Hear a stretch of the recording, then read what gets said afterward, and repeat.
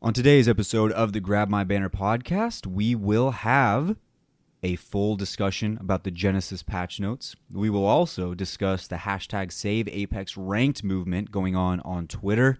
We're going to have a quick Q&A at the end of the show, as well as some hypotheticals. And then we will finish off the show and head on into the beautiful Genesis update playing on Original World's Edge and Original Kings Canyon. Without further ado, let's get into the show.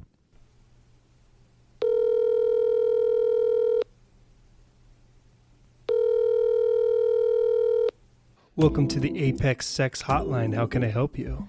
Hey there, I'm just looking for someone with a really good and positive attitude. Do you have anyone that can help me get what I need? I've got the perfect person. Awesome. Send it my way. Hey baby, what you doing up so late? I work hard for the money. I'm sure you do, baby. I'm excited to you. Whoa. Didn't know we were starting off like that. I'm excited to mess around with you too, baby. Watch out or I'll grapple you. Damn, you're a feisty little thing, huh? I like that. So how should we get this thing started though, for real? I'm very skilled with this grapple. Okay. You keep bringing up that grapple. I hope you grapple me real tight. Great moves, friend. What can I say? I'm just doing my thing, you know. I swung to this position. Switching up on me so fast? Alright, I'm down with it. I'm down for anything with you. Congratulations to me. Yeah, baby, you got lucky. You got one of the greatest in town. You know how I do. I feel good. I bet you do. It's only gonna get better from here. If I had a heart, it would be racing right now. Mine's pounding right through my chest right now. Just like I'm pounding right through you. This is my favorite part. Mine too. Let's get into it together, baby. Yes, I'm coming. That's I'm right. Coming, I'm That's coming, right. I'm coming. That's I'm right. coming. I'm coming. Oh. Phew. That was impressive. I hope my creator saw it. They don't call it heels to Jesus for nothing, baby. High five. I hope you had fun. I'm glad you had a great time. I think we make a good team. After this, we should hang out. Oh, okay. Normally we don't cross that line, but I would love to hang out with Hey. you. Who are you talking to? Are you on that sex hotline again? I'm on the phone. I can't believe you're on the sex hotline again. I'm on the phone. I will explain it later. I'm on the phone. Let's remain friends. No. Don't worry about that. Don't worry about that. It's nothing. Man. You know what? Maybe you're right. Maybe we shouldn't cross this line, but I'll never forget you. I'll never forget this match. It's in my memory files. What's up, everyone? Welcome back to another episode of the Grab My Banner podcast, episode number 42. This week is going to be very weird because Yes, it is. there's only two of us here today. Just the two of There's us. just two. Brian is on vacation out there in Las Vegas, having himself a grand old time. Losing a lot of money. We'll get to that in a second. And then Troy getting ready to head off into the great unknown of academia, is finishing up some paperwork and doing all that crazy stuff that he has to get handled. So today it is just me and it is just Kyle. Yes, sir. And Kyle, as good as Brian is as a gambler on this show, he might be one of the worst sports gamblers of all time. That's just a fact. Well, the problem is he didn't bet on the Clippers. You Yeah. know, so whenever you don't bet on the Clippers, they're going to do good. Sorry. So hand up, Brian. It's not all you. It's a little bit me. But I did say to Brian, take Tampa Bay minus 1.5 over Montreal, which they dominated that game. I also said early on, me and Brian were saying take the Clippers plus 6, which would have won. Would have won. But take the Suns money line, which would have lost, but he still would have ended up being 2-1 on the night. Either way, we made a mistake. He's a great gambler here, not so much In real life. not so much in the real world. But that's all good. All right, boys, let's get into the rest of the show. Now, because we don't have everybody here, it didn't feel right to do a Raise Energy question of the week, because it's always better when we have everybody here at the table, or at least, 3 of us. The majority. The majority of people here. It's always better to have it, something like that. So instead, we're just going to get right into the show. And without further ado, we're going to head right into the main topic, which is the Genesis patch notes. Now, before we go into the patch notes, Kyle, we have to acknowledge it. This is probably one of the best events we have ever gotten. Ever. 100%, man. I love everything. We're going back in time. We're going back to OG World's Edge. Not even like Season 2 World's Edge. We're going back to OG World's Edge. And Kings Canyon and as well. Kings Canyon, yeah. Because all the times they brought back Kings Canyon, there's only been one time, and they only did it for like a week, I think, where they brought back original Kings Canyon. No Leviathans on the map.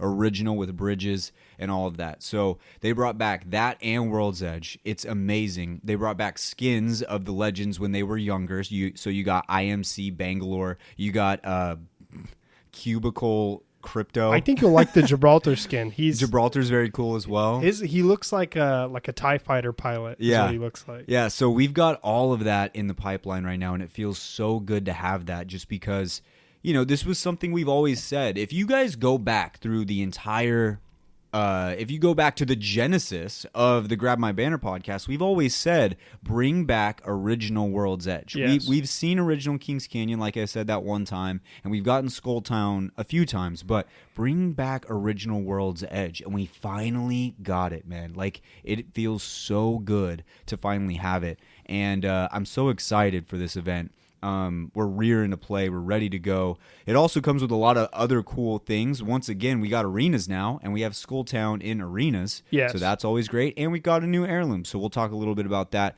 later on. But Kyle, let's get in these patch notes here. Let's get it. We'll start off here with the 2 maps, like we just mentioned, original Kings Canyon, original World's Edge. If you guys are new to Apex, or say for instance you got into Apex anytime after like season 5 or 6, right? 5 is when they destroyed Skull Town, so yeah.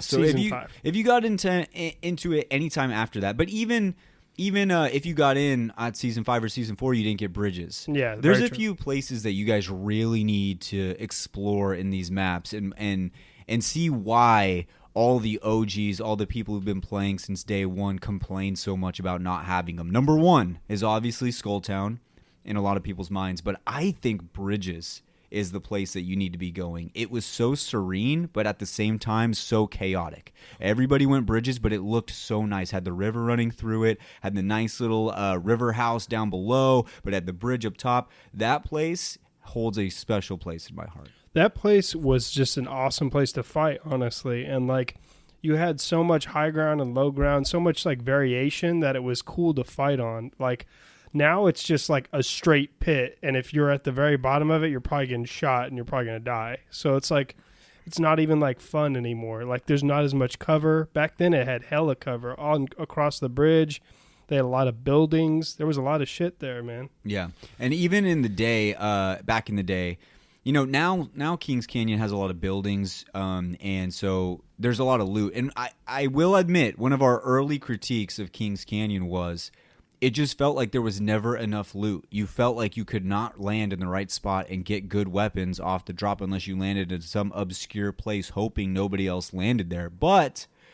So that's why they added all those buildings. But I will say, the looks of it, without all those buildings, like the sandy shores and the beaches, The rural look. rural look was so much better. You got the another place, the destroyed forest, the completely black forest. Yeah. Yes, lots of good places out there, and then obviously Cascades. That was before Labs, right? Yep. Yeah. That was before Labs. Moving over into World's Edge, obviously you've got the red building in Capital City, but you also have Fuel Depot, which we Yes. loved to death. And you also got what was that one place that's It's where Station is now. Yeah. Or Countdown, where Countdown is. Drill Site. Drill Site, yeah. So you also got Drill Site. So those are some places you're going to want to be checking out. World's Edge also just had a nicer demeanor before because it was a blue sky. Everything looked nice. It looked good, yeah. And then once they added in Hammond Labs, it kind of fucked everything up. fucked everything up. But it was, I also, another thing that I will say is that Capital City was a really pretty place back in the day. And it was like, it was really nice. It was all frosty everywhere. And there was multiple buildings that you could play inside of. And like another building that nobody really talks about was like the one that there used to be like a bridge you could go underneath and stuff. And there was one right next to that. It was like a 3-story building. And that was fun to fight inside of. Yeah. But like they got rid of that one when they made the giant crack in the whole entire city and stuff. So kind of destroyed it there. But moving on away from the maps, obviously there is a rewards and collection event tracker. There's the rewards tracker for just playing the event.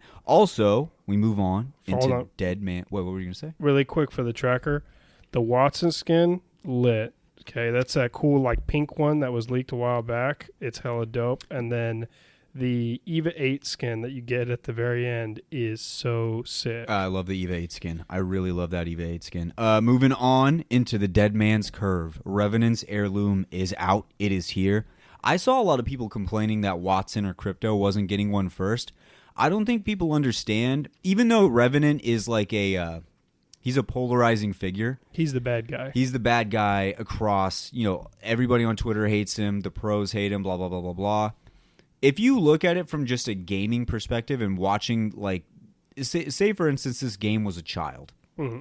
Revenant was such a huge turning point in this game, not because of the character that he ended up being in the game, but because when he dropped, everybody was freaking the fuck out. It was so crazy. His videos were insane. He had, Apex had, a very, bright demeanor at first, and when Revenant came in, it clouded it up and made it so much more interesting and dynamic and so much more fun. So while Revenant may be annoying in the game to a lot of people, he brought a lot of people over back from Apex, because for a while there, people were playing Apex. All of a sudden, they were just like, I'm going to move on to a different game. Things got stale for a while. Yeah. Then Revenant, when that first video of him came out, everybody was like, holy fuck, I need to go back and try this game. First of all, his release trailer was the best one by far. Probably my favorite moment in all of Apex history. I remember calling Wyatt at fucking 10 a.m. when it fucking dropped, and we were like fucking yelling at each other through the phone. Like, bro, he stabbed him in the chest. He stabbed him in the chest. No, I remember you called me. I was driving. I literally pulled over because, I'm usually the one who gets super excited. Yeah. You called me screaming, and Brian was on the phone too, and I had to pull over on the side of the road to watch this video, and I almost shit my pants. It was insane. It was fucking So awesome. that was I understand the frustration because there's a lot of Wattson fans out there, but you got to understand that for this game, Revenant was big, and he kind of brought a lot of people back, and there was a dark time in Apex before Revenant. It kind of felt like the game was dying. That Apex is dying meme, it had some truth to it before Revenant came out. There was a lot of people who kind of hopped ship, and when he came out, they kind of came back in. So yeah. It was big. It was big. So this heirloom coming out really doesn't bother me at all, and it's got to be one of my favorites as far as looks go. I can't wait till we do another heirloom ranking, and I can just put the size super high. We got that planned for next week, 100%. It's going to be lit. We got that planned for next week, 100%. So Dead Man's Curve is out. That's pretty awesome. So make sure you guys check that out. We also have the store offers, and once again, they're doing something that I really, really love, where they throw in older skins that you may have missed from other events if you're a newer Apex player, and they put them there at discounted prices from the rest of the events. Yeah. And I just really love that because I got one of my favorite Flatline skins from that last time.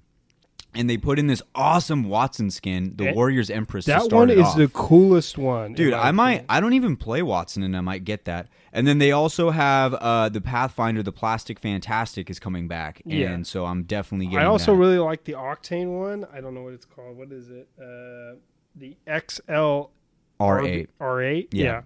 And the R301 skin that comes with it, those are fucking sick. Yeah, and you guys have, a lot of people in my stream, when I play with the R99, have talked about the Dangerous Game skin I have. Now you guys have a chance to go ahead and grab that skin, because it's going to be in the store on the second go-around of all the bundles and stuff like that. So There we go. Now we move into the fun stuff, the actual meat The Legend balance updates, starting with Octane. His launchpad cooldown increased from 60 to 90 seconds. It's not too bad, but it's kind of the nerf that he needed, honestly. Because like getting the jump pad every 60 seconds when you could just fly across the map probably was a little bit much. I 100% agree. I think it makes Octane... It makes him more of a questionable pick. I think a lot of people are still going to be using him, obviously. He's meta right now, and he should be. I think it does make for a great ALGS when he's better. I just don't like how often he was getting it. So to have this, I think it could even go a little bit higher, and I wouldn't mind it. But I think 120 would probably be good. 120 might be the best way to do it. 2 minutes, Yeah. that's not even that long, you know? In an Apex game, man, that's not even long at all. If you read this again, cooldown increased from 60 seconds, you're like, wait, he was getting it every minute? That's insane. You know, that's insane. So in a not that big of a deal. 22-minute game, dude, you're getting it 22 times. Yeah, like if you're that's using it every time. Yeah, if you're using it every single time you get it, you throw it, like that's 22 jump pads. Yeah. So Octane gets in my mind, much needed nerf, but not game breaking. It doesn't destroy him in any way, shape, or form. So that's good in my mind. Moving on to Revenant, slightly slimmed down hitbox. Specifically to his midsection and his upper arms and upper legs. Stalker, climb height significantly increased. It's not literally unlimited now, but that boy can really climb. His silence duration is decreased from 20 seconds to 15 and reduced the duration of death protection by 5 seconds while using the death totem. Now, these patch notes I thought were pretty decent. This was the only one I had a little bit of contention with. So as a huge Rev fan, I've played Rev since he came out. So like I've been playing Rev since he sucked when he first came out. I can vouch for that too. Kyle's been playing Revenant even at his absolute worst. When he was ass when he first came out, it was like one of the worst characters. His hitbox was so gigantic and he would take more damage. It was awful. But I still played him. To get some of these patch notes, these are kind of like the I feel like they're to sell the heirloom patch notes. Yeah. And it kind of sucks because from a guy that's like played the Legend a lot. But, you know, like the hitbox change, like he probably, like, I don't know. I didn't feel like he really needed the hitbox change, if I'm being completely honest. But, you know, and then the Stalker, I wish they would have just given him unlimited climb because that's what I always wanted from him. But this climb it's pretty good to where you're going to be able to do a lot of things. You're not going to be able to scale entire buildings or do crazy shit like that, but you're going to be able to climb a lot of things. No, like, you can scale big buildings. No, I've seen the one. You can scale the one in World's Edge, but like that's a big building. That is. It's 4 stories. So I see what you mean. Yeah. And I don't hate that. Like my thing with Rev has never been the climbing. It's never really even been the silence. It's more just the death totem. I really just want them to rework a new ult into it. Because, like, I just don't like it. I just really don't like it. I really think it's just a frustrating ult. But I do like the fact that with these buffs that they gave him, they also decreased the silence and they also decreased the death protection. Well, I think the silence was a little high to begin with, honestly. 20 seconds is a long time, dude. Yeah. It fucks people up, man. Like, because people are so used to having their abilities. When you smack somebody with a silence, they're just sitting there like, well, fuck, what do I do? You know? I think for a lot of people, this was the only part of the patch notes that was like very weird and questionable because people weren't expecting it. But like you said, this could easily just be sell the heirloom patch notes. We move on to Lifeline. Increased hitbox size, mostly in the legs and waist. Lifeline's pants are huge. Gigantic. They're gigantic, so it makes sense. I don't like it necessarily, but it makes sense. Kind of the same thing with Wraith because Lifeline has been getting more play because of the way that she can revive people. Also, her healing drone is awesome now. So I guess I get it, but I think it could have stayed if I'm going to be completely honest with you. I think it could have stayed too. I think they could have actually kind of nerfed something else. I wasn't really sure what they should hit, but she was doing really well because being able to revive both your teammates at the same fucking time is really OP. People thought without that shield that it wouldn't matter. That's not the case at all. It doesn't matter, dude. Like the fact that you can res both your teammates at the same fucking time, like all you have to do is block a door and hold them for like 10 seconds or like 5 seconds and then your whole team's back up. Yeah. We move on to Bloodhound. Eye of the Allfather scan reveal time decreased from 4 seconds to 3 seconds. Thank God. I know. Beast of the Hunt duration decreased from 35 seconds to 30 seconds. Time can still be added from downing enemies.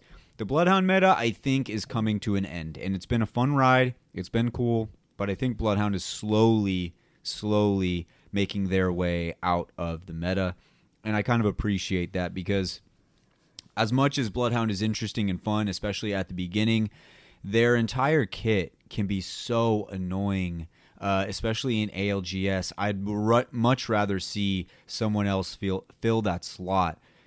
So I mean, maybe other than like Watson or something like that. Well, I would see like a Valk now can replace that slot. You know what I mean? Like, because a Bloodhound scan, it's basically just wall scan, like wall hacks for your entire team for 4 seconds. Now it's 3. So, you know, you could pre-aim people and just fucking shoot down a line, and as soon as they just popped around the corner, you had already had so much of an advantage on those people. There's already enough wall hacking issues in this game. We will talk about that later in the hashtag Save Apex Ranked section. But yeah, so I think these were both needed. Beast of the Hunt, I still think could take a little bit more of a nerf as well, especially whenever you down somebody, you get 5 seconds. I think that could easily go down 20 seconds, and then every time you down somebody, you get 5 seconds. It makes the good Bloodhounds good. It makes the bad Bloodhounds useless, and then there you go. That's pretty much what they're trying to do with all of these legends anyway. Yeah. So why not just fully embrace that? I understand why they're not going to do it immediately because it's a mid-season change. They're not just going to fucking roast everybody heading into the next ALGS. But either way, that'll be interesting to see. Watson, it says major buff, which was a total joke. Watson can now place more than one Nessie on the map at a time without her epic emote. Interesting thing, by the way, also, it didn't work. Yeah. Is that not the most Apex thing of all time? Like, there's a lot of issues with this patch, by the way, that we haven't talked about yet, that I'll probably talk about more on next week's episode, but there's been a lot of issues, especially with the private arena matches. There's been a lot of issues with so many things so far. Ranked hasn't been working. A lot of people can't get in, but that's just so Apex that I don't even feel like talking about it because we do it every single time, and I'm just not trying to be negative right now. As soon as I saw the video on Twitter, it was like, yeah, the Nessie still disappear. I was like, these fuckers, yeah, bro. It's so funny how they tried to troll us and they just trolled themselves. It's just hilarious. We head into the weapon balance changes starting with the P2020. They increased the fire rate, they increased the base ammo, they increased the level 1, 2, and 3 mags. So the P2020 is getting somewhat of a buff, I would say. So I think the reason why they did this is because nobody was picking the P2020. Everybody was going for the Mozambique In off arenas. the rips in arenas. Yeah, I 100% agree because it didn't compete. No, it wasn't a competitor at all. Like if you had to choose between the Mozambique or like the normal Mozambique or the normal P2020, you're going with the Mozambique. Every single time. Every time. So they're trying to make up for it, and I think it just depends on what you like and what you don't like. But I respect it. Moving on into the Spitfire. Now this one the Shitfire. Yep. This one is got a lot of people pissed, as well as the Revenant one. I'm a workhorse, so I won't say anything negative. But I will say this as leader of the workhorses. The Spitfire is the Spitfire, and I understand it. But I think a true workhorse understands that the L-Star is better than the Spitfire. I'm just going to say that right now. The L-Star is better, and if you're a workhorse, I'm okay with you using both, but I think it's time to start getting ready to use the L-Star over the Spitfire. Well, I think the L-Star is better up close. I think the Spitfire is better from range. Yeah. Well, get good. You know what I'm saying? Like that's what I'm telling my workhorses. I'm telling them get better because get ready for the Spitfire to be absolutely nerfed into the ground. They're going to do something eventually where they're just going to be like, you know what? We've been teetering on trying to keep it good for a while. Fuck it. It's going to go back to bad. Yeah. You know what I mean? If you're a workhorse and you can get good with the L-Star, you are like royalty horse. Like you are a Kentucky Derby fucking lane 1 horse. That's what you are if you can figure it out. But yeah, Spitfire increased hipfire spread. It's just funny, man. Like it doesn't really make sense to me how you do that little. I thought they would at least do like another spread on even ADSing. Yeah. I thought they would move it up or like do like something to vary. Well, it's not even like the Spitfire up close is not even like the thing that frustrates you. It's when you're getting shot from far away and you don't have to fucking reload, and as you're trying to escape, they just fucking drill you and they don't have to reload. Yeah, I think it would make a lot of sense if like every 10th bullet there was like another bit of a jump. Think That would about be cool. Think about this. Think about this. It's an LMG. Yeah. What do we know about LMGs? They have large clips, Yes. so we cannot nerf the clip size. We No. just know that, like that's there. No LMG in any video game has ever had the clip size really nerfed, other than this one. I don't They're think just so. big guns, but they're big guns. That's number 2. Yeah. A big gun is heavy, so it would make sense that if you're shooting a gun over and over and it's very heavy, it would make sense that maybe every 10th bullet or so your arms maybe give a little wiggle and wobble a little bit. Yeah. I maybe. think that makes I think sense. that makes sense. Yeah. It's a big gun. You're shooting it a lot, and it shoots decently fast, I would say. Yeah. So, just a thought. Or Just a thought respawn. lower the ADS speed or something, or Oh, yeah, like the pull-up time? yeah, like the pull up time, or like something to where like There's so many options. there's a lot of options. Like that's kind of the way COD did it. Was they were like, hey, this is a big ass LMG. Why don't we just make it so it's harder to pull up? Okay, Exactly. cool, Awesome. and we'll give it more recoil. So many options with the Spitfire, but either way, people aren't happy with how little it got. But I do think it's something. It's something. It means that they can't fight you up close anymore with it, which is better than what it used to be, I guess. But it still kind of sucks. Workhorses, we're a pack. We move. Like we move around and like we make sure that we're always on the next LMG. And I'm looking right now at the L-Star and my eyes are like really fixated on this L-Star. I think that's where the workhorses are going to be moving I to. think that's why they already nerfed it in arenas. Yeah, exactly. So let's move on to the 30-30. Slightly increased projectile speed and then reduced charge time from 0.5 seconds to 0.35. That is huge. Insane, honestly. That is huge. So the projectile speed thing means that it's almost going to be like hit scan at a certain range. So like even further ranges now, it's going to be almost like hit scan. So it's probably to compete with the bow, if I'm being honest. Yeah, and 'Cause- and they share attachments. Yeah. They're kind of in that same Realm. of what they're trying to be. Yeah. But the next one is actually my favorite buff out of everything on these patch notes. The longbow damage increased from 55 to 60. It makes me so happy that when original Kings Canyon comes back, so does the fucking longbow. It's like husband and wife, bro. They're like peanut butter and jelly. They're like orange juice and toothpaste. Okay, they're like, those don't go together, but you always like drink orange juice and then you have to brush your teeth. And you're like, okay? fuck. So you're like, fuck. But either way, they go together. Okay, the longbow needs to be good when Kings Canyon is around. It just Yes. needs to happen. And so I'm so happy. The longbow's been pretty much like a fucking bookend for the last like 2 seasons or so, maybe even longer than that. So to have it back is a good feeling, especially when I get to go back on bridges, when I get to go back on Thunderdome, all those different places. It's awesome to have it back. Well, if you think about it, man, it's insane. It's a 3-shot to anybody with blue armor or less. Mm-hmm. Yeah. Which a sniper should probably be. Yeah, which a sniper should probably be. And like that's insane to me. Now we move on to the arena price adjustments. Now there's a lot here. I'm not going to read all of these. There's a lot going on, but some notables here. Some notables. The EVA 8 goes from 250 to 300.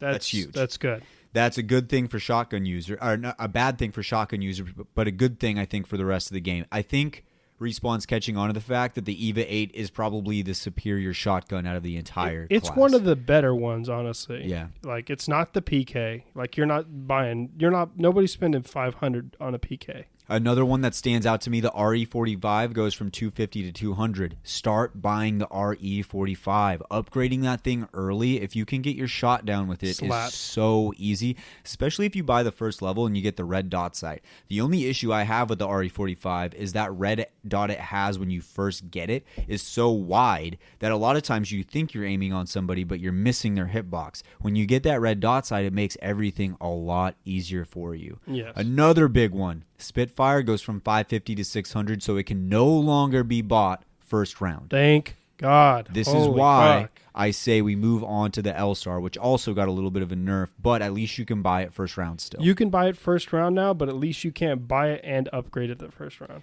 But the best thing, Kyle, that I've seen on this list isn't even here. There is no price change to the Havoc. And I've been telling you guys, if you listen to the last few episodes, the Havoc at $350, if you can figure your fucking shit out, is the best gun that you can be buying in arenas right now. It is so easy. Round 2, you can fully kit it out. Get yourself the turbocharger, then run and grab yourself some batteries, have a teammate drop them for you, and you've already got one of the strongest guns in the game with the turbocharger, and you've got your heals. It's easy wins every single time. It's not on this list. The price didn't go up or down. Nope. It's ready to go. Nobody's caught on. It is fucking perfect. Let's go, baby. Couple things I wanted to shout out really quick is P2020 took a massive price decrease on just about everything. So I think they're really trying to push the P2020 to compete with the Mozambique for sure. Yeah. On all levels, took a huge price decrease. And then also the G7 Scout and the 3030 have both moved up from 350 to 400 to buy, and upgrades are now cheaper. So like the initial buy is more expensive, but the upgrades are cheaper. They also raised the price of the gold backpack from $250 to $300, which is notable because it was so easy for anybody to buy that. Like anybody could get the gold backpack. I think also it's to fight the meta that is either Gibraltar or Lifeline. Yeah. That was just kind of insane. Like a Lifeline with a gold backpack was fucking nuts. Some other notable legend adjustments. Pathfinder now just has 2 grapples. Octane now just has 2 stims, and Rampart has It's the Sheila's been changed to every other round. every other round, yeah, Instead because of- Sheila's kind of useless at this point. Well, they originally had it like every 3 rounds, and I was like, why the fuck would you want that? Exactly. Another thing Exactly. is Revenant's Death Totem. They definitely did this on purpose. Is cheaper. It's from 600 to 500. They really want to push. They Revenant. really pushed it. That is insane. And Doc became from 50 to 75 for Lifeline. And Fuse, this is one I'm happy about. Fuse's Knuckle Cluster got reduced from 150 to 75 That's huge. because you were never buying those fucking things. No, Let me tell you there's that. no point. Some other big ones that stood out to me for the arena side of things. Party Crasher, it adjusted the circle logic to favor downtown. It almost went to Mirage bow. Voyage every single time. Every fucking time. It maybe once a game you would get it on the other side. I like this a lot because now it makes that map a lot more playable on both sides. It was literally like you would both get on top of whatever structure you had and just kind of shoot at each other for like a minute and a half until somebody died, and then you push in or they push you. or the whatever. circle would close, and then you would have to push in. or Yeah, some it bullshit. was so dumb. So now to have it on the other side is a lot better. And then in Phase Runner, they just raised cover on some spots because some dude posted this awesome clip of him sentinel Sniping. shotting some dude across the map, which was awesome. But anyway, so that was pretty much it for the patch notes. Hold on. I found one other really, really cool thing for this.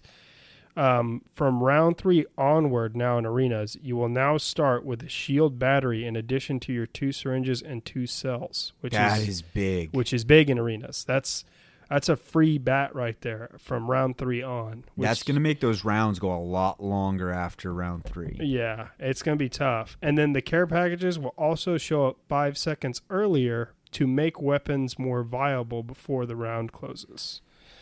And then also, this is another, it's kind of big, but I don't know if anybody was really using the 6x scope on the snipers, but the 6x scope is now moved from the base sniper to level 1. So you can no longer just buy the sniper and automatically get a scope with it. Interesting. So yeah, Arena's getting a lot of changes, things moving that way. We also have Skulltown as an Arenas map. We missed that, but it is an Arenas map, but only for... Now, here's some bad parts of this patch, which kind of sucks, is they teased Skulltown. This whole... The last 2 weeks, we've been hyped up about Skulltown coming, and even though we didn't want it as an Arenas map, they were like, oh, we're bringing it as an Arenas map. Sounded so awesome. Little did they mention, it was only going to be an Arenas map for this event. That's it. That's it. So it's like, why? Why do you do that? Like, why?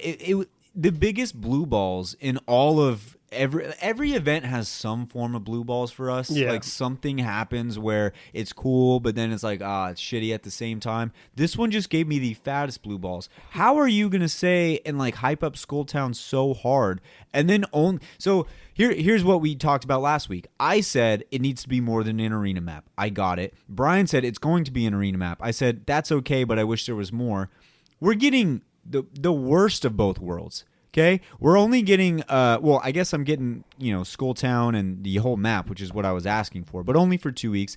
And then Brian's getting the arena map, but both of them are going away after this event and it's over. Yeah, pretty much. It's like a 2-week pump and dump, and then you're done, bro. It's literally like meeting like the girl of your dreams 2 weeks before you got to go back to school during summertime. She goes to a different school. All of a sudden, you never see her ever again. She gets married and has like 3 kids. Yeah, by the time you go like meet her. look her up on Twitter and you're like, I wonder how she's doing, or like on Facebook or something. And then like you look it up and she still looks hot as hell while you look like a mess. And then she's married to some hunk ass dude with like 2 kids, probably twin babies, looking awesome as shit. Exactly. And you're just sitting there like, I'm gonna go cry now. Yeah.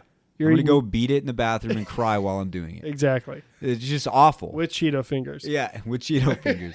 It's the worst. It's the worst way to do it, man. Like it just sucks so bad. It's gonna be awesome for these 2 weeks. You're gonna be in love. You're gonna feel it. You're gonna embrace everything. And then after the 2 weeks, you're just gonna be super depressed. Yeah. Just absolutely the worst depression. Literally like the worst. So that was the weird part about it. And they said that they couldn't do it because they would have to load in original Kings Canyon as a map. Just fucking do it then. Yeah. Just do it then. Do it. Do it. No, nobody will scoff at you. Nobody will be upset. I won't be upset. I won't be upset at all. I make you this promise, Respawn.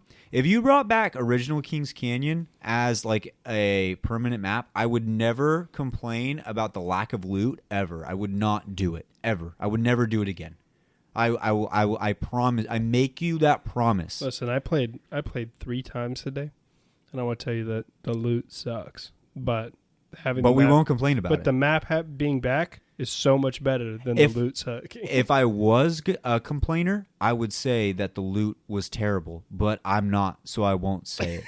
The other thing, though, that Kyle brought this up before the show started, the other thing that bodes well, because the whole point of this in my mind is like, I think this event is so good because if they're willing to bring back Kings Canyon and World's Edge, I think they'd be willing to bring them back again for a longer period of time, maybe in its own separate playlist where you could play OG maps. Yeah. And what bodes well for that was Kyle pointed out that they put replicators on both maps. Yeah. So that's huge. I think that's a huge step in the right direction. And I think if you're searching for any sort of buoy or anchor to keep you there and be like, there's still hope that we could get these maps in the future forever, that's one. They put the replicators in there. So there's a chance. So somebody had to go back and go through all that and program the replicators into the maps. So why would you go through all that effort if you're not going to bring them back again? I know it doesn't seem like a whole lot because it's just replicators, and I'm sure it wouldn't have taken that much time for them to figure it out. But it's still a good thing. I like that and that's a nice little touch because in the past when they would bring back like Skulltown or they never brought back World's Edge, but when they bring back Skulltown, they would always do like just something dumb where they just lowered the lights and then didn't bring back the original version. They just brought back the second version of it. Yeah. This time, and it just seemed like lazy, like they just tossed it out there and like, here, take it. Here, take this. And a lot of times they did that with LTMs as well. Yeah. They recycled about 50 LTMs in a row. This time it looks like they actually took the time. They went through. They set up the replicators. They didn't just hand it to us. They made an effort, which is good. A lot of it. Either way, replicators are there, so there's hope. I'm going to hang myself on that hope and hope maybe that in the future we can get these again for a longer period of time, maybe even in their own playlist, which would be awesome. But anyway, without further ado, imagine boys, like a classics like playlist where you just play that. See, like I think they worry about the player base just only going there, but I could be honest with you and say that I'm not going to be there all the time, like especially to play ranked. And if you really want this game to like thrive, you got to add more stuff into it. Now, there are some leaks that we will talk about next week, including a brand new arena map that could lead to a whole new map and a new domination style, King of the Hill style game mode that was leaked. We will talk about that next week, though. Dude, that's fucking sick. Though. So you got to make sure you're tuned in to episode 43. So make sure you do that. But without further ado, boys, we're gonna head into the discussion. Hashtag Save Apex Ranked. We're gonna talk about that. We're gonna hit a quick ad, and we will see you guys on the other side. All right, here we are. Big movement happened over the last few days on Apex Twitter. First of all, Apex Twitter was on fire the last few days. Lots of stuff going down. Lots of crazy things going on. We had content creators getting canceled. We had fights among the developers and the pros. We've had clips coming out. We've had just about everything. It's been on fire, but probably iLoot Games, poor iLoot.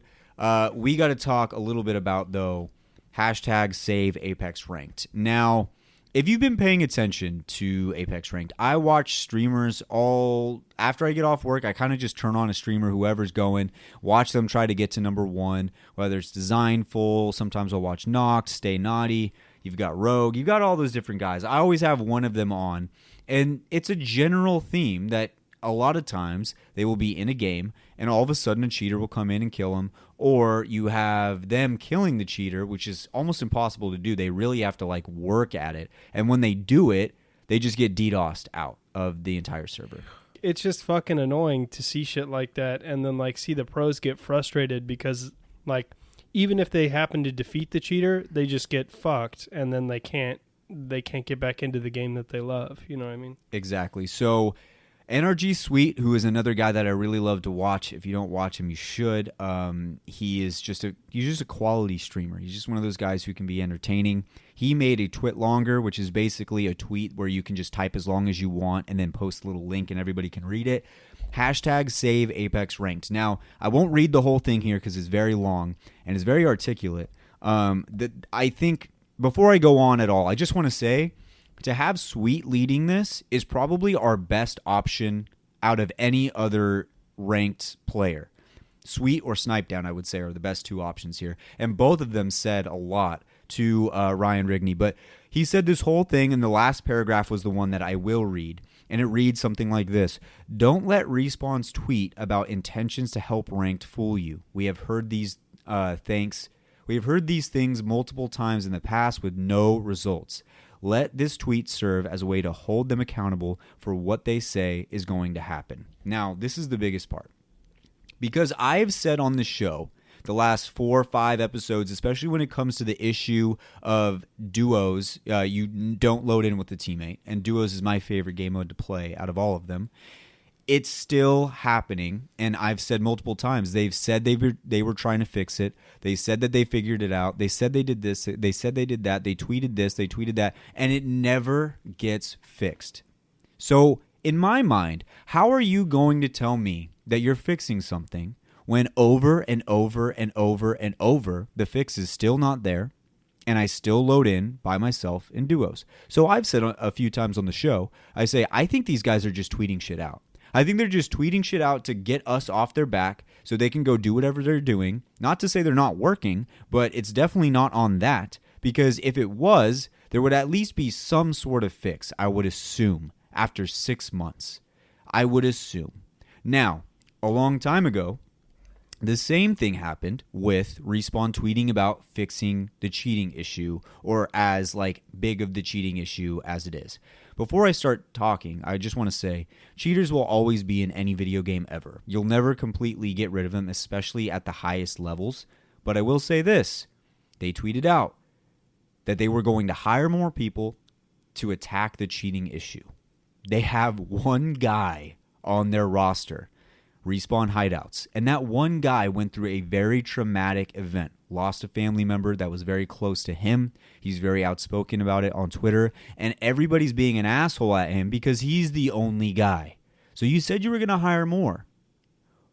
How has the problem gotten worse? How has that happened? Because a few months ago, it wasn't this bad. It was bad, but it was not this bad. It is almost every single time. Okay? How is this continuing to happen? That is Sweet's point, and I 100% agree with it. Ryan Rigney, who is one of the social media managers of Apex Legends and Respawn, said there are very valid complaints here. We've got to crack down on cheating and make real progress. Actions are needed, not just words. But I'm kind of bummed to read the last line. I don't know why you'd reframe an effort to communicate as an attempt to fool players. It's unproductive. I don't know how these two paragraphs make sense. He literally just said, we've got to crack down on cheating and make real progress. Actions are needed, not just words. He literally just said, before he complained about the last paragraph, that actions are needed, not just words, making the assumption that they've just been saying things and not really doing anything. And that actually makes a lot of sense because nothing's been done and nothing has changed. Snipedown responded, actions speak louder than words. Recently, we've been told of new hires and a Band-Aid to fix the DDoS issue to prevent the ban timer. When things get fixed, we will be happy, but you can't be upset at wording when all efforts to prevent cheating have come up short. Okay, He has a valid point. It's perfectly logical. Please hold us accountable. This is Rigney responding to Snipedown. Please hold us accountable, but also when we communicate, take it in good faith. How? How are we supposed to do that? Because you said that you were going to hire people, and none of that's been done. You said that this was going to be fixed to some extent. There really hasn't. If anything, it's gotten worse. And it's not just with the cheating issue. Respawn has had a history of doing this with all of the issues that it has. When it comes to the servers being awful, god awful. When it comes to duos, you still go in by yourself. Ever since the no-fill update. It's still happening. By the way, I would just like to say this Genesis update was supposed to fix it again, and it did not. There's a lot of fixes that were supposed to come. We had a follower on Twitter, iTurpy. He tweeted me, said it's still happening. How am I supposed to believe you? Rigney, what am I supposed to say? What do I say? Please hold us accountable, but also when we communicate, take it in good faith. How? How do I do that? Because every single time that you've said you're fixing something, and once again in the Genesis update, this duos thing has not been fixed, along with cheating, along with servers, it's just getting worse. Now, I will say, they made the patch notes saying that we're trying to work on the servers, we're trying to do this, we're trying to do that. In my genuine playing experience, I haven't had a whole lot of issues with servers. I still have had issues, but I expect a little bit of issues with any video game. I will give you that. So I will say that. My opinion on the whole thing is that the servers have gotten a lot better from whence we first started. I will say that. The servers have gotten genuinely a lot better. But duos does suck, and sometimes even trios fucking sucks, because sometimes I don't get a teammate in trios, and nothing sucks more than fucking that. So sometimes I'll play ranked, and I don't even get a teammate, and that is more frustrating than anything. That is the one thing. That happened to me a few weeks ago. I quit the game, and I took the penalty. Because, what's the point? What else are you going to do? Yeah, I know that when you drop in alone on ranked, you don't lose any points because it gives you forgiveness or something. Yeah. But who cares? I'm trying to win the game. I'm trying to rank up big time. I'm dropping in by myself. It's just a bad look. It's just a bad. Imagine players coming back to this game to play the Genesis update, and you go into duos and you still can't get a teammate. Well, number one, if you're a new player, it makes it look like nobody's playing this game. No. That's the one thing. Yes. And then if you're that there's an issue going on, it's like, okay, well, they said they were going to fix this issue and it still hasn't been fixed. So what is this? We got a season and a half now? Yeah. It's ridiculous. It is. And so go ahead. I feel like especially with ranked, man, it's fucking an issue because I don't want to have to rat the entire game. When you play Apex, you think about the fights, you think about the fun that you have when you're fighting people and going through and trying to get the W, especially in ranked, because you want to get those rank points. You don't want to rat the entire game just for some threesome to find you randomly and fucking murder you. That's not fun. That fucking sucks. You don't want to load in by yourself.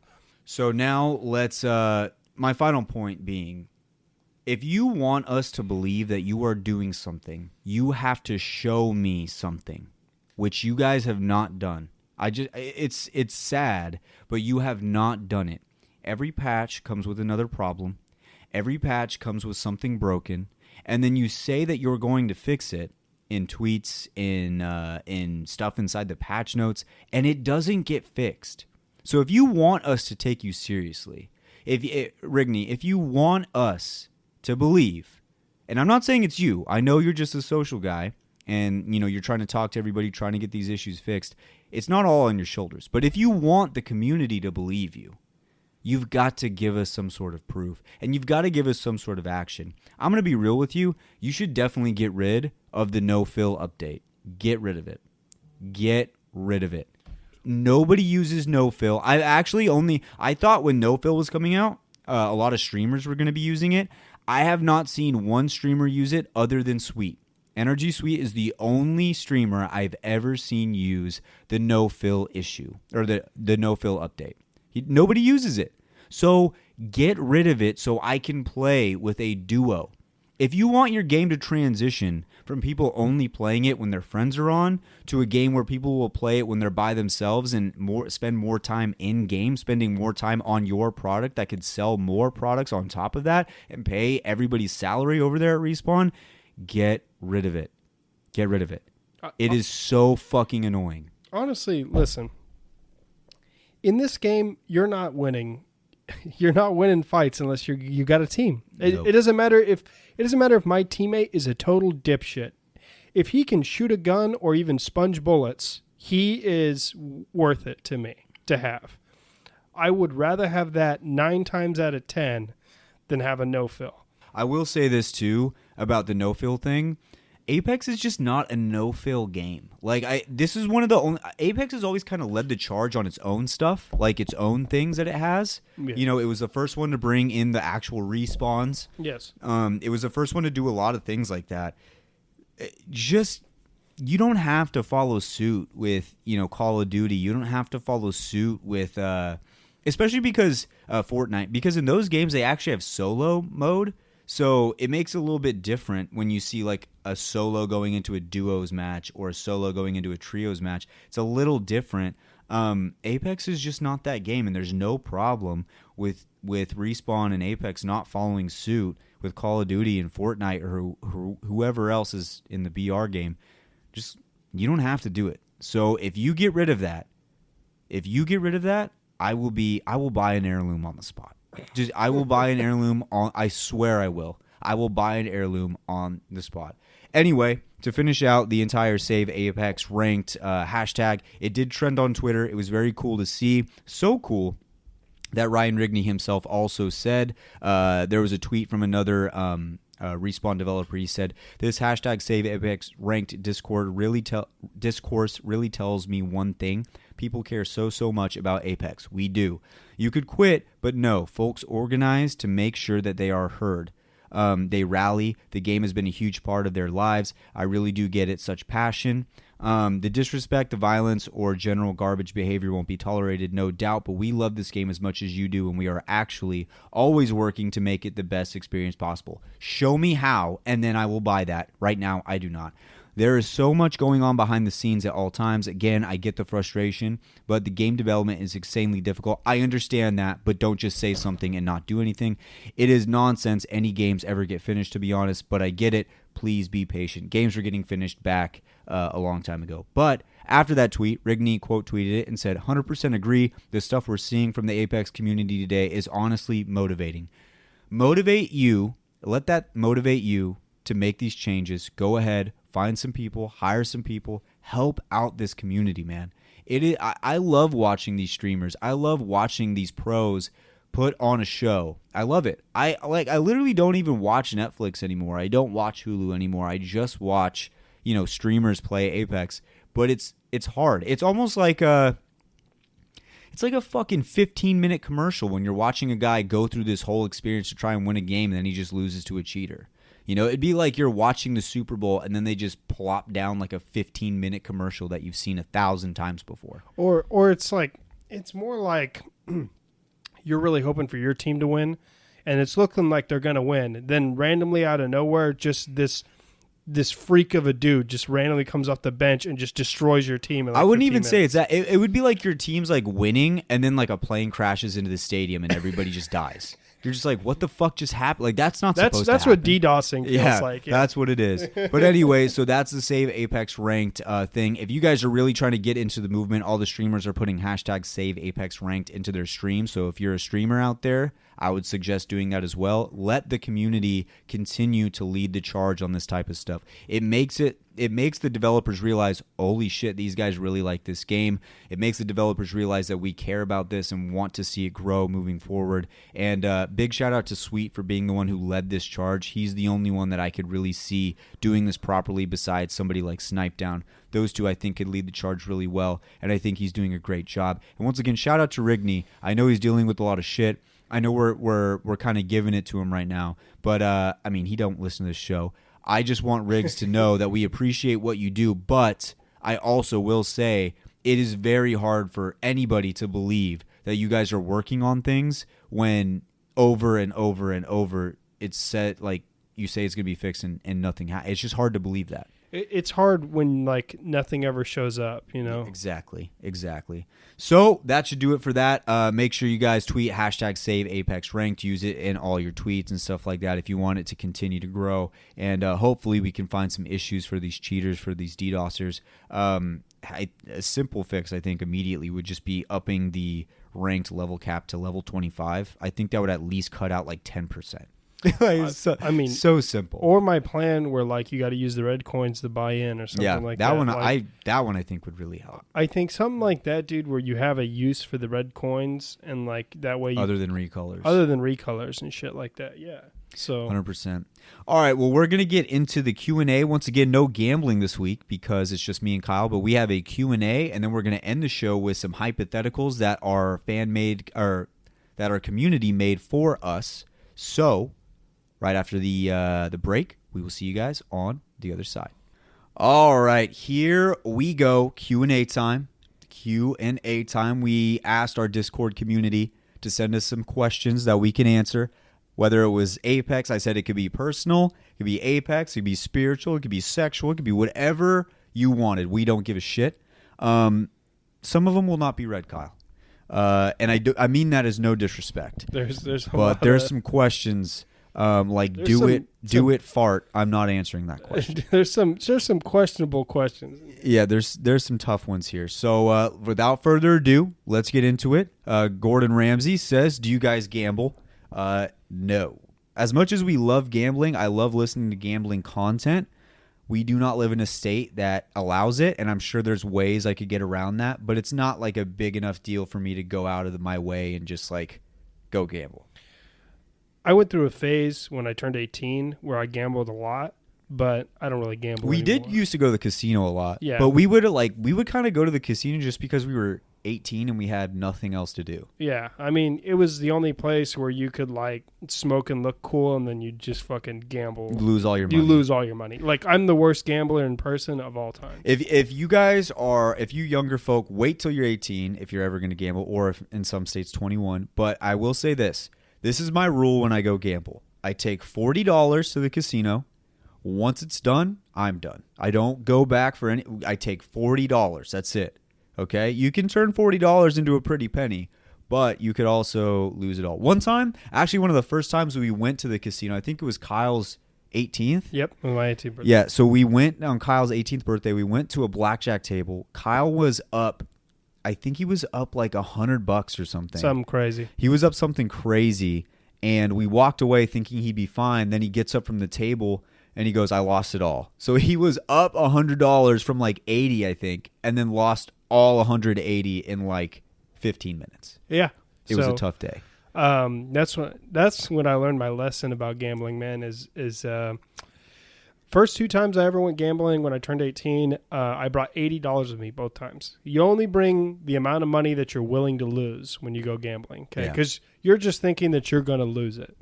So, and I lost all $80. But both times I went up really, really fucking high, like 100 and something over, and then I fucking lost it all. So that's the rule of gambling. Only bring the amount of money you're willing to lose. Yeah, so gambling talk. Okay. Another question from Ash's Footrest. Like that name. Opinion on the legend meta. Do you guys think legends like Caustic, Horizon, Watson, and many more should be changed or stay where they are?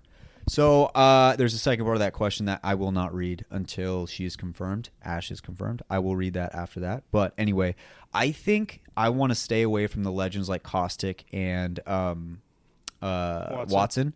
I think Horizon should go back to the way she was. Horizon was interesting to have in the meta.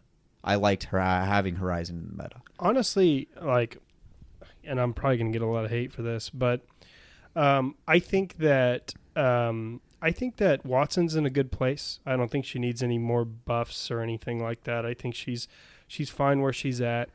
And I do think Horizon just needs to go, the lift speed on her ability just needs to go back to the way it was. It needs to be fucking quick, because trying to escape from a fight, when you throw one of those things down, they just fucking aim up and shoot you as you're flying through the air, and it's literally the stupidest thing. Caustic, on the other hand, I think really could use a buff. I think that even though he's fucking annoying to fight, and he was really good in the ALGs, and I think the team that won even used a fucking Caustic, but I think that, 5 damage a fucking tick is kind of boo-boo. And I think that even though he's fucking annoying to fight, I think maybe he needs a little bit higher on the damage scale for the gas. But other than that, I think he's good where he's at. Moving on to Jay-Z's question. He says, if people don't have Loba at the top of their cheek scale, should they be banned from the Discord server? No, and here's why. Gibraltar exists, and he's a thick boy. He's got fat cheeks. Also, that one skin of Pathfinder's is mad cheeky. Mad cheeky. Like, mad cheeky. So I'm fine with that. You can leave that all you want. Yeah, I'm there's cool plenty of opinions, but, in my heart of hearts, Loba will always be number one. Yeah, so I'm fine with all of those. Moving on to the next one. Who do you think is the worst legend overall, and why? I think as much as I like Rampart, it's Rampart because she doesn't know what she wants to be. Yeah. She has abilities that make her supposed to be a better attacker, but then she also has abilities that are supposed to make her stationary, but her stationary ability is nowhere near Watson's or Caustic's. They're not even close. Yeah, I would say Rampart is definitely probably the worst because she just can't. She's not a mobility legend, and her setup walls take too long to set up, and even then what they do isn't really significant enough to be good. You know what I mean? And you can only carry 3 walls at a fucking time. Yeah. So if somebody blows up all 3 of them, you're literally just a vanilla character. Moving on to another question from Jay-Z. What's a legend weapon that you aren't good with that you wish to use more? We'll start with legends.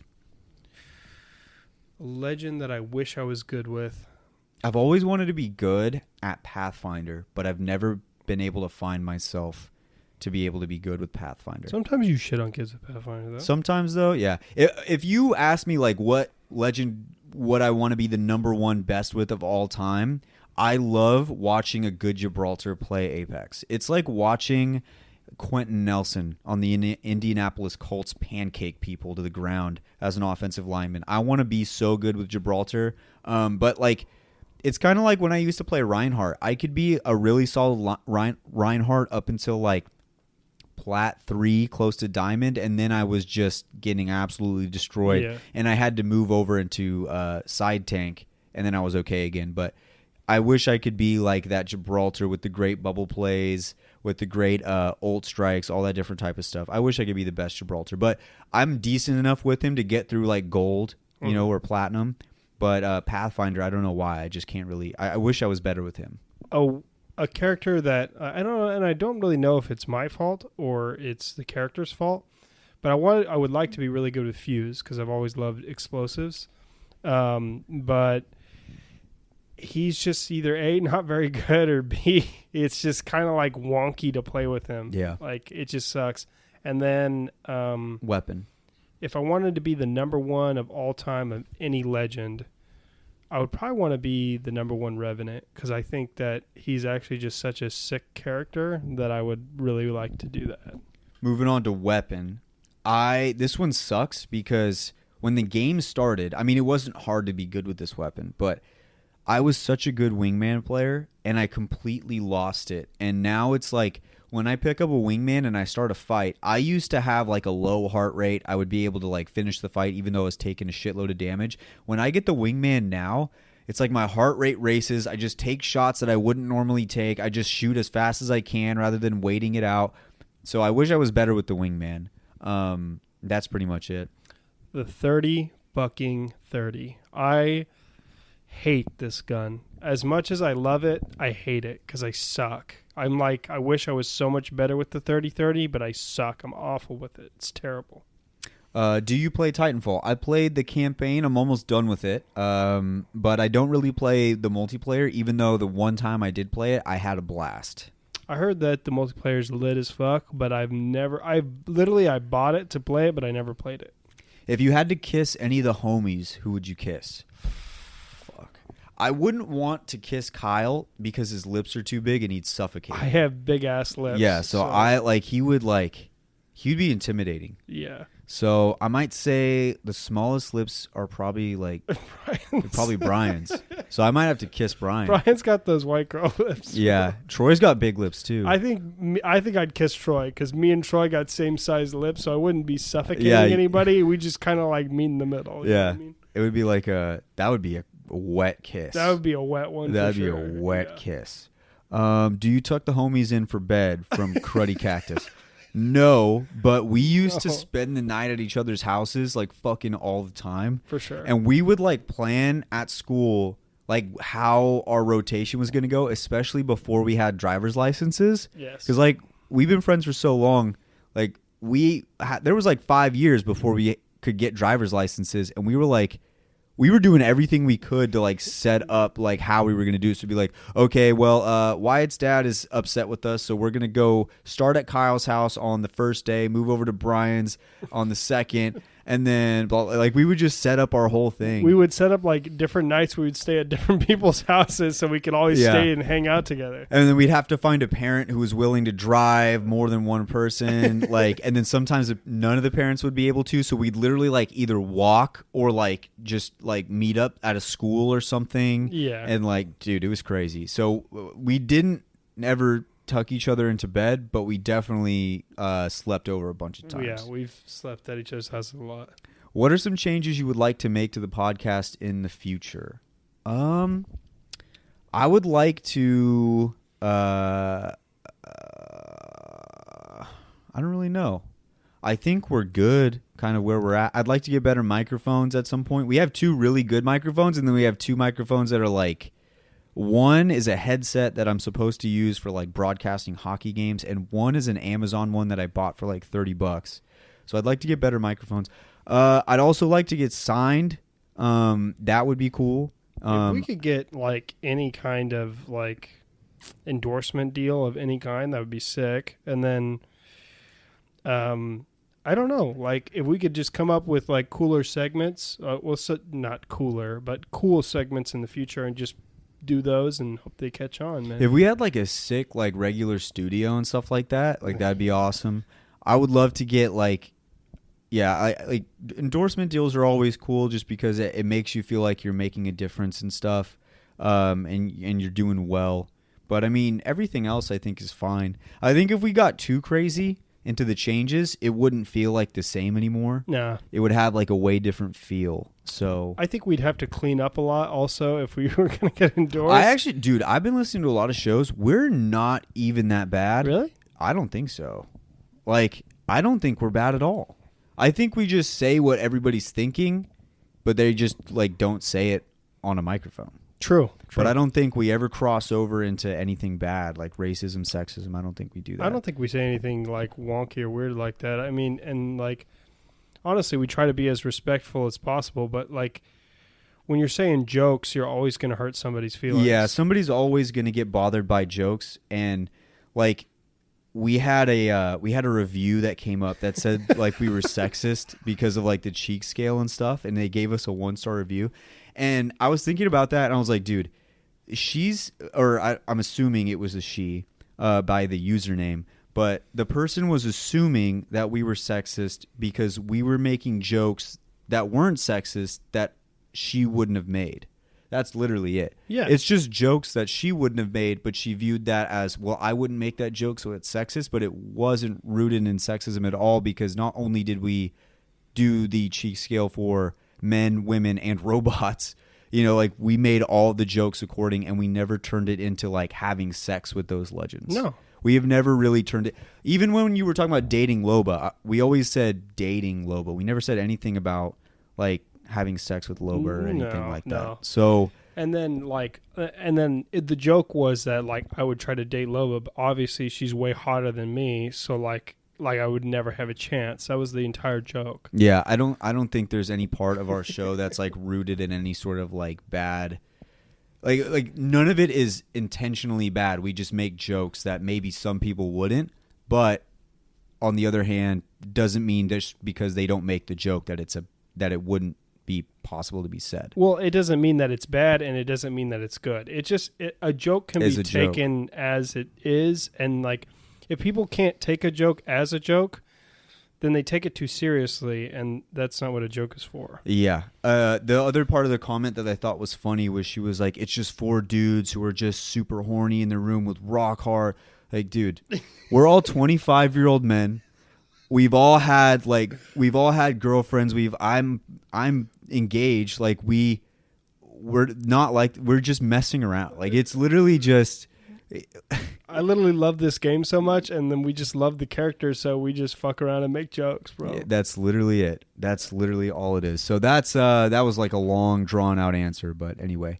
Do you think Respawn will release Titanfall 3? 100% I do. I think it's just a matter of time. I'm thinking, like, after season 12 or something of Apex, or 10, they'll probably release it. After Bliss comes out, I think is when they'll be ready to, like, make some hints and stuff like that. Make a move towards it. Yeah, make a move. Because, like, after Bliss comes out, like, who are you going to put into the game? I don't know. You know?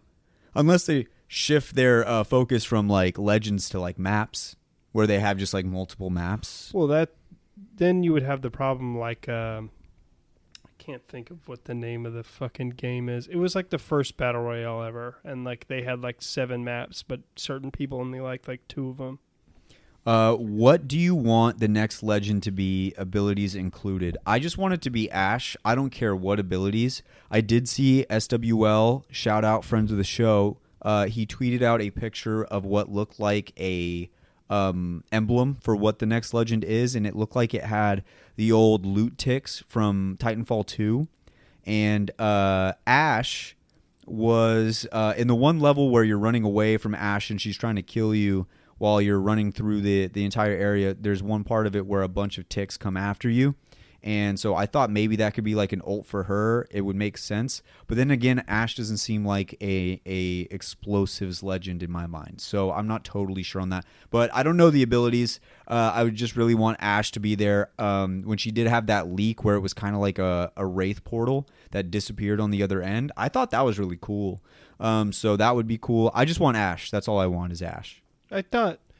I think Ash would be sick to get, man. Honestly, as long as it's Ash as the next legend, I think I'll be happy. And, like, I'm not really too concerned about her abilities, because chances are I probably won't play her. I have my legends that I kind of like now, and, like, I'll probably play her just to see what she's like, but Wyatt seems like he would probably play Ash like a shitload. Even if she sucks, I'll play her. Jimmy Creepers. Sicko mode or Mo Bamba? Sicko mode. Sicko mode. That's so easy. That's the easiest question I've ever been asked in my life. Who do you main? For probably most of my career, it's been Lifeline. And then recently I've done a lot of Gibraltar and then a little bit of Wraith in between both of those.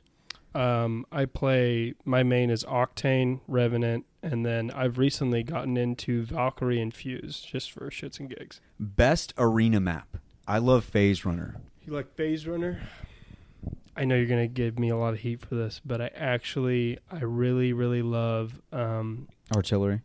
No, I fucking hate... Party Crasher? Yeah, Party Crasher. Yeah, it's grown on me a little bit more, but when it first came out, I hated it. And I think the circle change is going to help me like it a lot more. I think so too, but I just like the feel of that map. This question I fucking love from random person. what is your favorite legend based on lore, and what is your favorite legend based on abilities? Let's start with the lore one. This is hard. Best legend based off of lore. There's so many good ones. There's a lot of good ones. Personal? Bloodhound has some good stuff. I think Revenant is really cool. I was going to say mine is probably Revenant, because that's what originally drove me to like him in the first place. Like, he was an OG assassin that just straight up destroyed people in real life, and then they put him in a simulacrum that cannot die, and he just murders people all the time. Yeah, I think mine is still. I think mine would still be Lifeline. I like the fact that she defected from the family that she felt like was wronging people. You know what? I take that back. Bangalore's. Learning, like, I made so many jokes about Bangalore early on in this podcast because she was useless for a long time, but now she's come back to normal, and her story in the Apex book is so incredible. Like, she has so much to her character. She's got emotions, she's got grief, she has sorrow, she's got a lot of cool stuff to her character. And for whatever reason, man, I don't know why, but I can't play Bangalore anymore like I used to. But if I could play Bangalore, I'd play her. I just can't. But Bangalore has a great story. If you don't have the Apex book, you should definitely go read it, and especially her stories. Yeah, and then another just shout out is Pathfinder, because Pathfinder is just, his lore is not only in the newest video does it make you want to cry, but like all the ones before that, dude, it was like fucking. It was just hilarious, like, to see him go through all his different changes and him trying to figure out who the fuck he is and stuff. Like, that's just awesome. Yeah, so, and then based on abilities, I've always been in every competitive game. I've always been a support player. I've always loved, or support in the way of, like, in Overwatch, I was a tank, but that's still, I think, considered somewhat of a support. Yeah. You're not going out there getting the big kills. I've never been the big kills guy. I've always wanted to help out and be better for my team in different ways. So I love Gibraltar and I love Lifeline. Both of those, I think, it says Gibraltar's a defensive character. I don't buy that. He's a support character. He can heal quicker. He has the bubble. He has one of the more dangerous ults, which is why I think they added on that defensive thing. But Gibraltar and Lifeline, in my mind, are both like very similar in like helping your teammates, helping your team. So I like both of those. I always like, I'm always a fragger. I like killing people. So, like, I always liked Pathfinder back in the day. I thought that just being able to fly across the map and engage people very quickly was, like, an awesome thing. That's also why I like playing Octane. So, things like that. I like movement legends, things that help you move around. How did boxing ever start? It was actually kind of Kyle's idea. We got our first, so I think like the first 5 or 10 episodes had come out, and we really didn't get that many people listening to the first 5 or 10 episodes. Like 36 people. Yeah, we would have like 30 people listening an episode for, the first few weeks. And we were on stream one day, and I remember we got our first ever DM on TikTok from somebody, and he ended up making the boxing logo. Yeah. Shout out to our boy Joe. He ended up making the boxing logo, but he DM'd me and said, "Hey man, me and my friends, we really love listening to the show." And I sent it to the boys, and we were all like so excited, so ecstatic. And we were playing, and we added him, and we had just made the club, the Grab My Banner club, and they were like, "Can we join it?" And Kyle goes, "If you beat Brian boxing in the firing range." And then so I was like, that's a great idea. So we went to the firing range, and of course Brian got shit on. But I made a TikTok of it, and I tried to make it like a UFC type thing. And that was at the time where I could only make 1-minute videos, and it was so much content I cut out from that video to make it. But we made that video, and everybody started flooding my DMs on TikTok saying, "Can I join? Can I join? Can I join? Let me fight Brian. Let me fight Brian." Some people were like mean. They were like, "Let me fuck that idiot up." Like they were hella mean beat his to Brian. ass. But then we had our first ever boxing competition. People like Jimmy Creepers came. I remember that. Alerted Furball. He filled Benny. in. Benny was the first ever fighter. Palmer, all those guys came in, and then the rest is history. From there, we started the Discord right after that. That was when we started the Discord, was when that video popped up, because we didn't know how else to get a hold of everybody. So that's how boxing started. It was pretty awesome. Yeah. Let's see. Cruddy Cactus says, have you ever shit yourself? If so, explain. Oh, God. Oh, shit. Well, I guess this is going on the internet. One time I did shit myself, and Wyatt was there, I too. was there. And Wyatt was there. We had just... we do pools together. We work together. We both work in the pool service, so like we clean pools for a living. And we were at one pool, and we had eaten a Jimmy John's sandwich right before. Nothing wrong with Jimmy John's, okay? They're really good sandwiches. I had coffee before that, and I think it just went right through me. So we were at this pool, and I had to go, okay? It was like an immediate emergency, and Wyatt is cleaning the pool, and he's kind of doing some work he's taking some pictures and doing some film for his school project at the time, right? Yeah. And so then it hits me, man, like a fucking freight train. I got to go right this second. And I tell him, I look at him and I go, listen, dude, I got to go right now or else I'm going to shit my pants. And he goes, all right. So I run to the truck and I put everything in the truck, but I can't fucking hold it, man. I can't. So I run to the side of this people's house that we're cleaning, and I shit on the side of their house. Not messing with you. Yeah. And then I tried to drive by and find him. I'm like looking around. I thought he went to like some other house, and I was trying to find him because he wasn't in the truck when I got back to the truck. And I peek over my shoulder and I look over and I see him just shitting on a tree on the side of this house. And I just drive away really fast. And then I was like, wait a second, I should probably park in front of him so nobody drives by and sees him. And so I parked in front and I just waited. And then he opened the door and was like, this is the worst fucking day of my life. And it was hilarious. It was one of the funniest days I've ever had. I had to drive him back to his apartment, but I was laughing so hard that it was like difficult to drive. And it was just a fun day. It was a funny ass day. It was terrible for me, but it was actually hilarious. So yes, he has shit himself. What made you think of making this podcast? This will be the last question here from Ellen Cryptic. So at the time, I was going to school at Fresno State, and it was my final semester, and I was in the broadcast and multimedia like area of the school, and you know, in order to get a job in like broadcast, you kind of have to have internships and stuff like that. And so I was trying to find internships, but COVID had just started. And nobody was taking on internships anymore. It was very difficult to find an internship because everything was closed down. And so somebody asked over Zoom, like, what should we do if we can't find internships? And one of the professors responded and said, make something. And so me, Kyle, and Brian have always gamed together no matter what. Like, we've always gamed together. Troy games with us, and some of our other friends game with us. But the main group has always been me, Kyle, and Brian gaming at least. And so we tried to make a zombies YouTube. We didn't really get that far. We tried streaming just zombies and become streamers, and we had a 50 bomb that was really fun. And but we didn't get that far after that. We tried doing all these different things. We tried like everything, and then eventually I had bought my own equipment to help a local hockey team broadcast their games.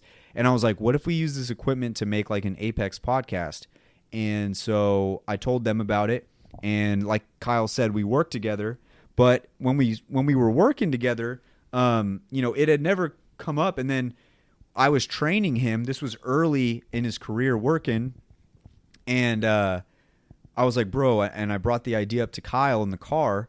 And then we called Brian up because at that time I think he was only working part-time. So we called him up and we told him the idea, and we told him the gambling side of it. The first ever segment we came up with was the gambling one because we loved like talking shit to each other.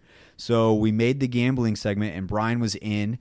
And then that next week we only had 2 microphones. So the first few episodes, I think the first 3 or 4 episodes, you can hear us passing the mic. I tried to edit it out as much as I could, but we only had 2 mics. And then one day, Troy had freshly gotten out of a relationship, and he was like, anything to get away from being at home, I will do. So we were like, just come over. You can record with us. Come with us. Yeah. And so he was like, all right, I'll just chill with you guys. So then he was sitting on the bed, just listening to us talk. But Troy, being Troy, just decides to grab the microphone and he starts talking and he's making jokes. And Troy's very witty and good at making jokes. So he loved the gambling segment because he could roast Brian. And then he was like, I'll stay for the gambling segment every week if you guys want me to. And I was like, fuck yeah. So that's pretty much how it started. And then we went from there. And then around episode 10 was when we really started to get a lot of people listening. And then we just kept going. And now we're on episode 42. So almost there to 50. That'll be fun. Crazy. But that's how it started. So, all right, here we go. Hypotheticals. Let's start it off, Kyle. This is from Jay-Z. Oh, fuck. How many waves of 8-year-olds could you defeat with one boss 15-year-old every 10 levels? Wave 1 starts with 5 8-year-olds, and 1 gets added each wave. If I have like a bat or something, they're all dead. Yeah, like unlimited waves? Unlimited waves. Even with the 15-year-old? Listen, I'm bapping him, okay? Yeah. He's done. I don't care. I'm going for the big one first. Okay? If I'm being totally honest, I might only make it to like, what is it? When he gets, so he gets 1 boss every 10 levels. I might make it to level 10. Because I'm not that big. So a 15-year-old in today's society is probably bigger than me. So I might make it to level 10, I think. I'm a dirty fighter. I'll beat this shit out of those kids. Okay. Another one from Jay-Z. If you could live in any video game universe, which would you choose and why? As yourself and you don't become the main character. As myself and I don't become the main character? All right, let me think. I'm trying to think of which one wouldn't suck. Wouldn't suck, yeah. This is going to sound so fucking stupid, but I would love to be in the Call of Duty Zombies universe because I feel like I've played in it so much that even if I did come in by myself, I would still survive. I think it would be really cool to be in the Destiny universe. Oh, that one is cool. Because I feel like if you could be one of like the people or whatever, like the Titans, or not the Titans, the fucking whoever the fuck they're called, Warlocks or whatever the fuck they're called. If you could be one of those people, it'd be fucking sick. Yeah, I think I would stick with the zombies one. Plus the chicks in that video game are hella hot. Yeah. Gordon Ramsay, would you rather speak every language or understand what animals are saying? I'm a people person, so I would like to speak every language. Same. Because it would be sick. I'm going every language. As much as I would love to know what animals are saying, I'm not a big dog guy, not a big cat guy. I like them, but they're not like my favorite thing in the world, and I don't front like they're my whole life on social media like everybody else. So, yeah, I'd much rather speak every language. Plus, there's so many cool languages out there that I'd love to learn. I think, like, after knowing what my dog is thinking or saying for about a week, I'd be like, okay, just shut up. Just shut the fuck up. The thing, too, is, like, I feel like most of the time people know what their animals are thinking even without speaking to them. Like, they're so easy to pick up half the time. So I think that would be super easy. Would you rather die and haunt people for an eternity or die and live out another life? Even though haunting people for eternity would be a hell of a lot of fun, I would rather live another life. Like, if I got to keep all my memories I had from this life and then live another one, I'd do that. That would be sick. I That'd be sick. think I'd haunt people. I wouldn't like actually haunt people though. I would just like to watch everything transpire without having to like pay taxes. I would hella fuck. I would hella fuck with people. Like, just like you're randomly in their house, you're like, I'm just gonna push this fucking vase over and see how bad they feel. I actually might be nice. Like, I might actually, like, people lose their keys, but I was like watching them. I might put them on the counter and stuff like that. Like, I might help people more than I hurt people. I pull the chair out from under people and shit. Plus, I've always wanted to just walk into any place I could. Like, if I could walk into, like, a football stadium, like, during a big moment, or, like, go backstage for, like, a Metallica concert. That'd be lit. That'd be so fun, dude. Like, just to know what they're doing back there. Yeah, that'd be awesome. I mean, you're probably going to get scarred seeing some of the shit they're doing back there. Yeah. But, like, still. That'd be awesome.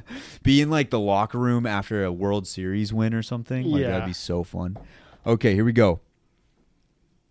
Would you rather only use the Spitfire for the rest of your Apex life, or remove all care package, current and previous care package weapons?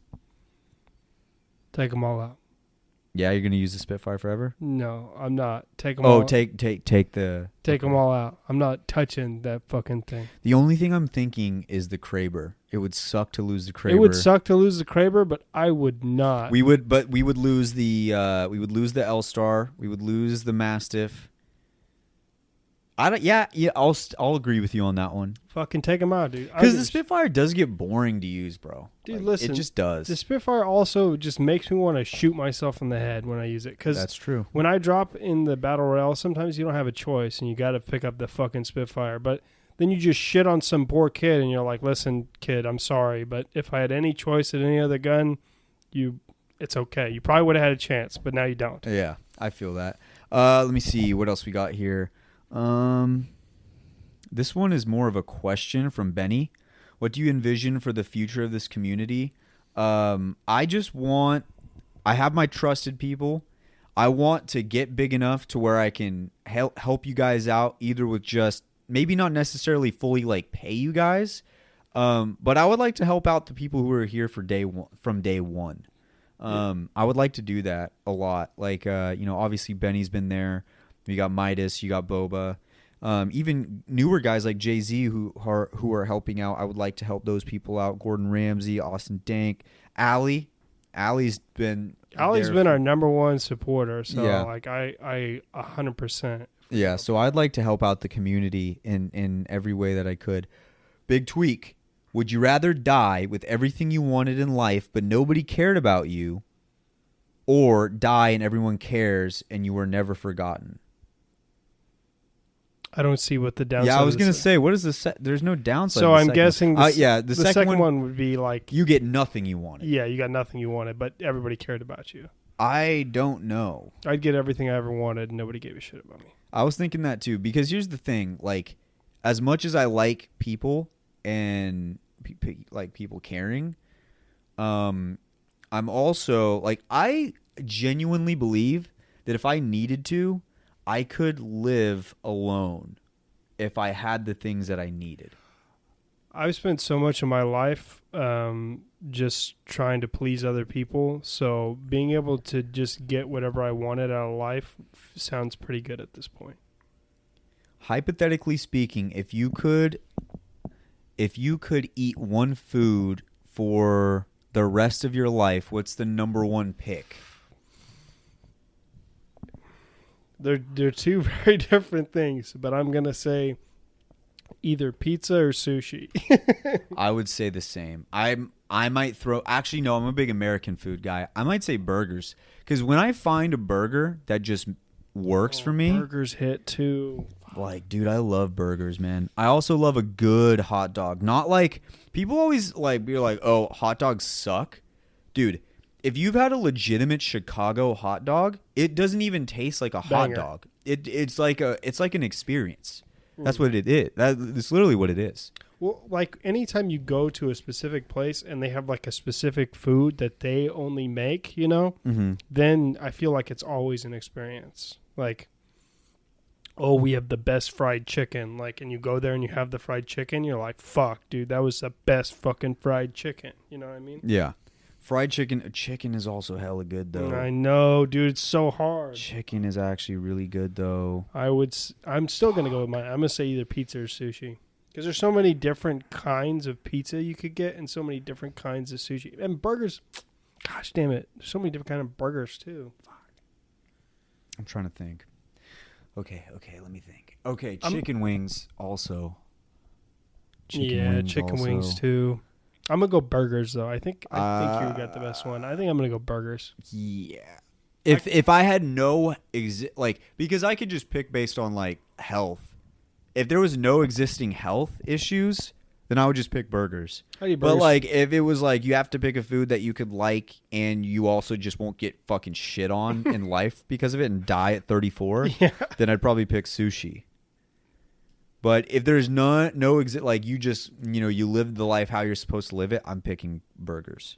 Because like a good burger from the Midwest will change your life. 100%. Especially like Illinois, Chicago area, they've got some amazing. Dude, there's no ocean there, so they just make food. I've never been watch there, sports. but like out of the burgers I've had here, man, like I can say with honesty that there's enough diversity of burgers to where I wouldn't get tired of them. Yeah, there's like you could get burgers with like an egg on it. Plus, I like weird shit, so like I've tried a peanut butter and jelly burger, and I'm actually really down with it. Yeah, I'd pick burgers too. Burgers. Fuck yeah. All right, boys, that should just about wrap, boys and girls. All right, everyone, that should just about wrap up the show. Thank you guys for tuning in. It was a little weird today, but thank Just you the guys for your two of questions. Thank you guys for your hypotheticals. It was awesome. It was a great time. Cannot wait for the other boys to get back here so we can talk more about this Genesis event. Hopefully, Brian will be in town tomorrow, so we might have some streams running where it's all of us going together. And then, don't forget, movie night. We got another movie night, Too Fast, Too Furious. Yeah, buddy. If you guys missed the first one, I got to say, dude, Fast and Furious was cool, but like whoever wrote that script for Paul Walker, complete buffoon. His lines like him? were stupid. No, I like Paul Walker, but No, his but lines were dumb. They were supposed to be cheesy though. Yeah. Well, I mean, it was a different time, but I will say that. Like Fast and Furious, I love the movie. It's fucking like what, 2002? It was like 2001, I think. Yeah. But his lines were awful. And Jay-Z knew like every line in that movie, which was fucking weird. You're a weirdo, Jay-Z. No, Jay-Z just likes cars and fucking dope Car movies. guy. Yeah. Car guy. He's a car guy. But Too Fast, Too Furious this weekend. We got another movie night. All you guys got to do to get into movie night, you just join the Discord. Ask somebody for the Discord link. You hop in. We all watch the movie. We have a great time. And then we continue on with our day. So movie night. Grab My Banner movie night. Check that shit out. All right, boys. That should just about wrap it up for the show. We'll see you guys next week. Just the two of us. We can make it if we try.